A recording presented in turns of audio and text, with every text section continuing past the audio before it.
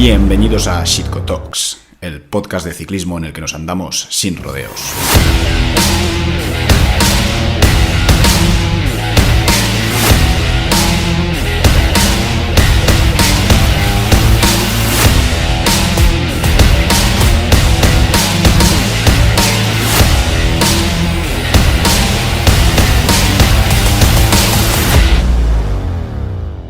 Comenzamos con un nuevo episodio del podcast, tras esta breve pausa veraniega, un episodio un tanto distinto a los que hemos hecho anteriormente, porque en esta ocasión vamos a tratar temas que han sido recurrentes en los mensajes que me han ido enviando tanto mis lectores de los artículos como los seguidores del podcast, mensajes relacionados con el mundo del atletismo, del trail running y también de los kilómetros verticales. En estos mensajes había tres temáticas que eran muy recurrentes, se repetían muchísimo entre los distintos seguidores. Por un lado estaban aquellos que preguntaban a qué se debía la mejora de rendimiento tan grande que hemos observado en las distintas subdisciplinas del atletismo en los últimos años. Por otro lado estaban aquellos participantes en eventos tanto de kilómetro vertical como de trail running que me preguntaban si era realmente más útil utilizar los bastones o no. Y finalmente estaban tanto los trail runners, pero sobre todo los corredores de atletismo popular, que me preguntaban por la utilidad de las llamadas super zapatillas, tanto a nivel de rendimiento como a nivel de posible incidencia de lesiones que no ocurrirían con otro tipo de zapatillas. Comenzamos. Que el rendimiento de las distintas disciplinas del atletismo ha mejorado notoriamente en los últimos 5 años es un hecho irrebatible, irrefutable y fácilmente demostrable. Esta mejora podría ser sospechosa, pero como verán a continuación, tiene una explicación relativamente sencilla en general. Al gran público, especialmente en redes sociales, le gustan mucho las teorías conspiranoicas y enseguida pasamos a hablar del tema del dopaje, ¿no? Como ese ente oculto que ha sido causativo de este aumento de nivel en los últimos años. Cuando realmente, si nos ponemos a analizar de manera pausada todos los factores que han ido incidiendo en esta mejora, veremos que podemos obtener una explicación bastante justificada. ¿Cuál es el principal factor causativo de la mejora? Para mí, sin duda alguna, la evolución que hemos tenido en nutrición deportiva. Sobre todo en el campo del atletismo, un campo en el que se era muy reticente a consumir durante las pruebas, en el que básicamente la gente bebía solo agua, no comía nada sólido. Con esto hemos ido progresando muchísimo y hemos pasado de utilizar 30-60 gramos de carbohidratos hora, sobre todo estamos hablando en esfuerzos de una maratón, a incluso 120 gramos hora. Algo menos que lo que actualmente se está testeando con ciclistas profesionales, pero siguen siendo ingestas mucho más elevadas que antaño. Y eso pues da como resultado unos rendimientos claramente superiores. Por otro lado, a nivel de entrenamiento también hemos progresado bastante en estos últimos años. Se están empezando a utilizar cada vez más los potenciómetros, que poco a poco, pues sobre todo el Stride se ha ido validando cada vez mejor y da datos bastante precisos, sobre todo en terrenos con desniveles. También se está trabajando mucho más en la mitigación de lesiones, controlando la carga de entrenamiento, evitando enfermedades.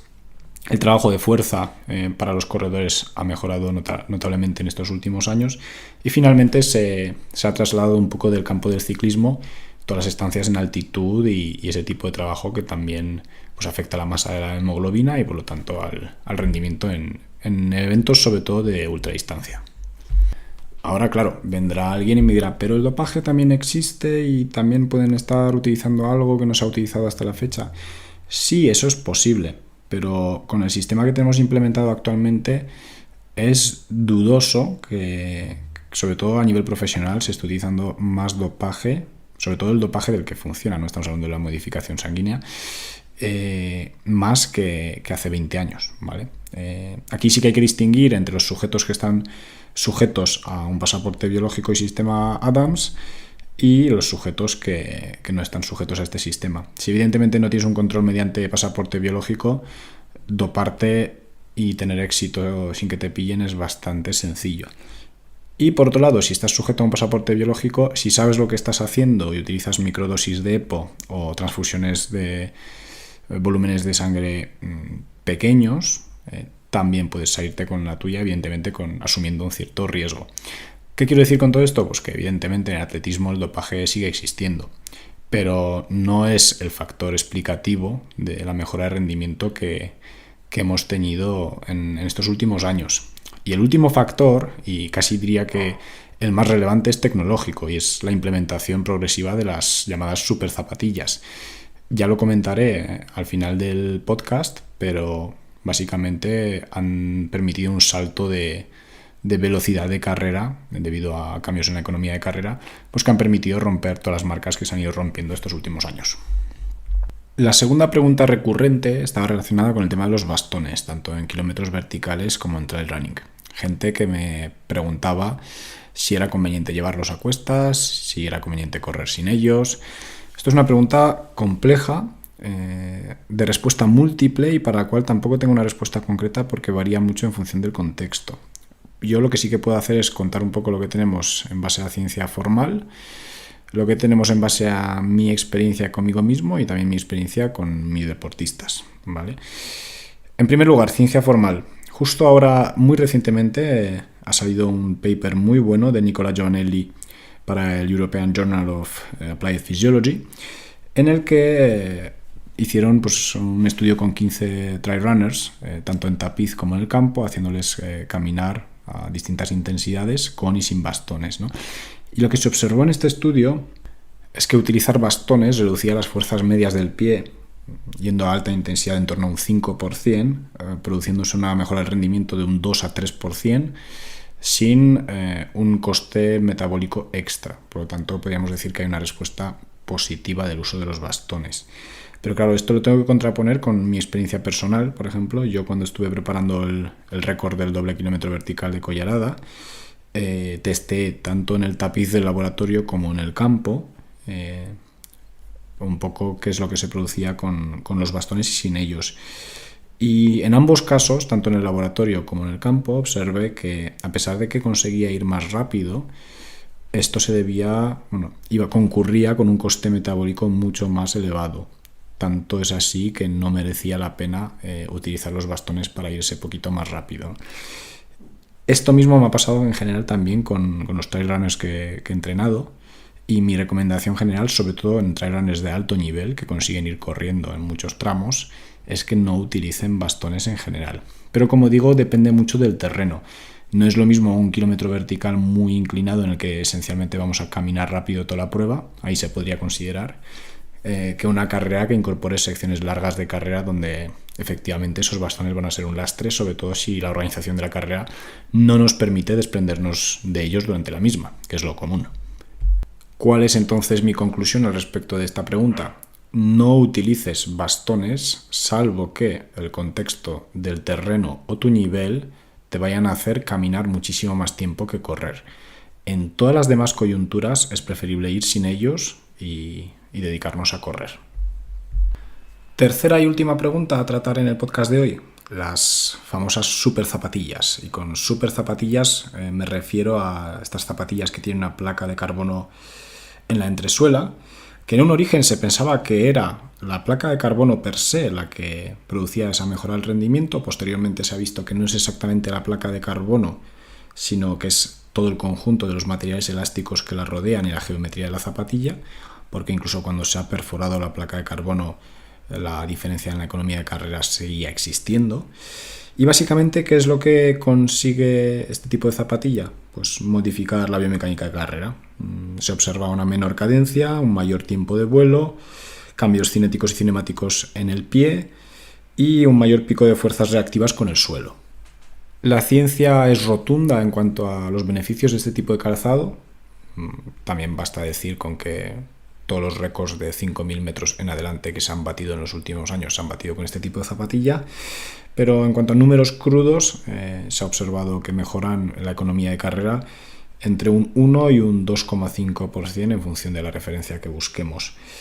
En definitiva, una mejora nada desdeñable y que debe ser aprovechada sobre todo por cualquier deportista profesional. Al respecto de esto hay una editorial muy buena, recién publicada en el British Journal of Sports Medicine, de Tim Hoying, en el que hablan tanto de los beneficios como de los posibles perjuicios de este tipo de calzado. Y al respecto de precisamente de estos perjuicios, se han hecho cada vez más reportes de casos de fracturas por estrés utilizando este tipo de calzado, sobre todo en el hueso navicular. ¿Quiere decir esto que es este calzado el que está causando las fracturas de estrés? No, nosotros no tenemos evidencia a día de hoy para poder discernir si es la zapatilla per se o es lo que viene a consecuencia del uso de esta zapatilla, es decir, que el corredor pues va más rápido, se motiva más, por lo tanto aumenta el volumen y de ahí pueden venir también las lesiones. Pero sí que es un factor pues, que hay que tener en cuenta y monitorearlo sobre todo en cuanto a evidencia científica estos próximos años para ver si puede haber algo ahí. Independientemente de eso, ¿cuál es mi recomendación? Pues al respecto de las super zapatillas, un poco lo mismo que con los ciclistas y las bicis de 12.000 euros.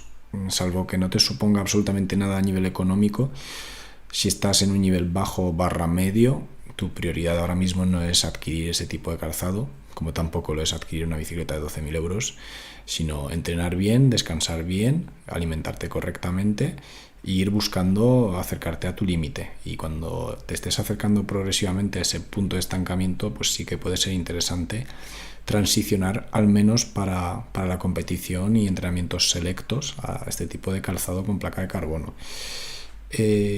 También cabe decir que no es ningún tipo de maravilla, es decir, no nos va a hacer saltar una categoría de rendimiento, sino que nos va a dar pues ese puntito extra para batir nuestra marca personal, pero tampoco, como digo, es ningún tipo de maravilla.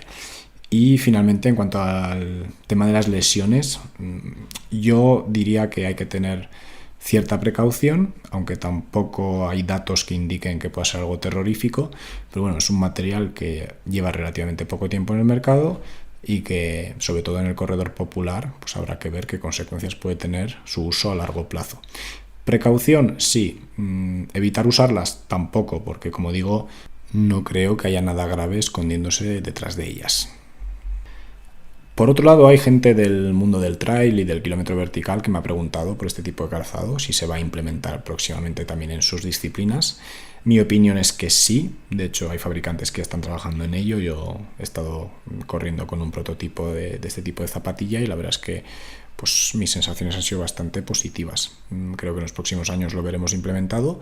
Creo también que por las características del terreno por el que se corre, pues el beneficio en el rendimiento va a ser muchísimo menor que en el atletismo clásico, pero sí que acabaremos viéndolas implementadas también en el mercado del trail running. Con esto doy por concluido este episodio del podcast, esta reflexión personal en respuesta a las preguntas de mis oyentes, y como resumen diría que sí, efectivamente el rendimiento en el atletismo y trail running ha mejorado en el último lustro, al igual que lo ha hecho en otros deportes de resistencia, pero que esa mejora es debida principalmente a factores distintos al propio dopaje. Por otro lado, el tema de los bastones, en general el uso de bastones no es interesante, salvo circunstancias muy particulares de carrera en el trail running o kilómetro vertical. Y las super zapatillas sí que son útiles, puede que tengan un riesgo de lesión aumentado, aunque esto pues todavía hace falta bastante ciencia para poder discernirlo con exactitud, pero a priori su uso sí que es más que recomendable y cuando estas se implementen también en el mundo del trail running, pues muy probablemente será recomendable también. Con esto doy por acabado el episodio. Muchísimas gracias como siempre por escucharme y nos vemos en el próximo episodio de Shitco Talks.